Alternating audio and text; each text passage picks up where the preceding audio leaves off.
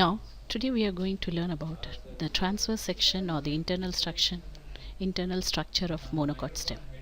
Generally, Xylem is taken, and in section, this monocot stem, which is cylindrical in outline, shows the following regions. They are epidermis, hypodermis, ground tissue, and vascular bundles. These are the four regions and is much simpler than the dicot stem.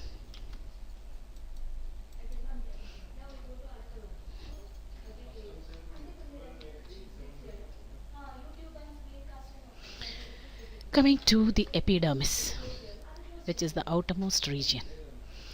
In this epidermis, you can come across epidermis, stomata, cuticle, and trichome. Let's see about these various parts, whether they are present or absent, and what are their functions.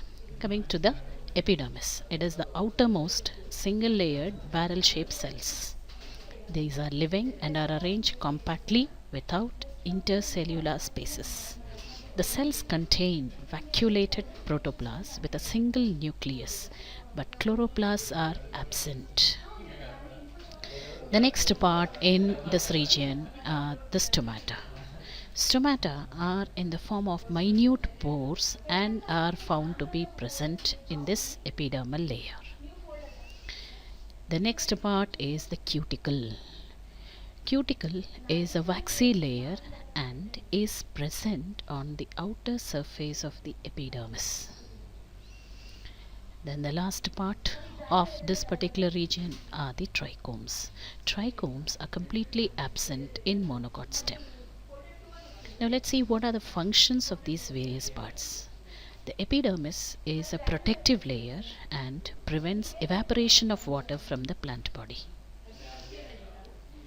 The stomata helps in exchange of gases and also allows transpiration.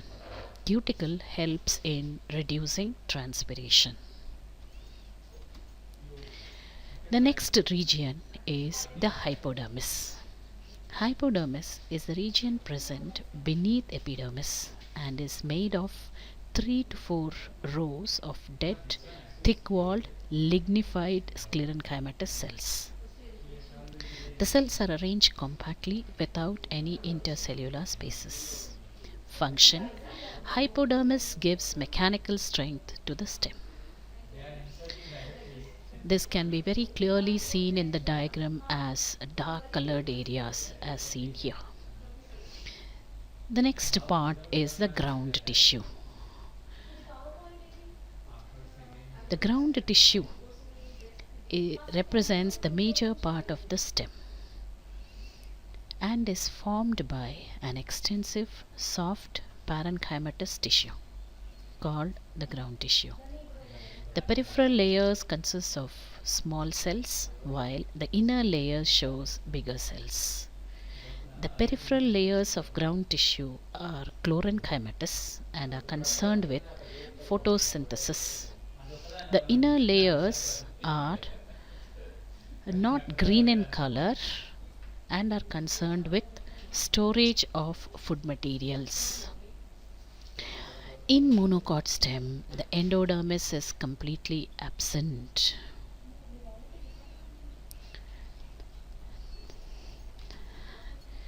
The next part is the vascular bundle. There are numerous vascular bundles which are found scattered in the ground tissue, and hence this arrangement of the stele called atactostele. Atactostele is an advanced character. The inner vascular bundles are slightly bigger in size and far apart from one another. The outer vascular bundles are smaller and are close to one another and found in 1 or 2 circles. Each vascular bundle is oval in shape and shows xylem and phloem together on the same radius. Hence the vascular bundles are called conjoint and collateral. There is no cambium between xylem and phloem, hence the vascular bundles are called closed. Xylem is generally present towards the lower side and phloem towards the upper side of the vascular bundle.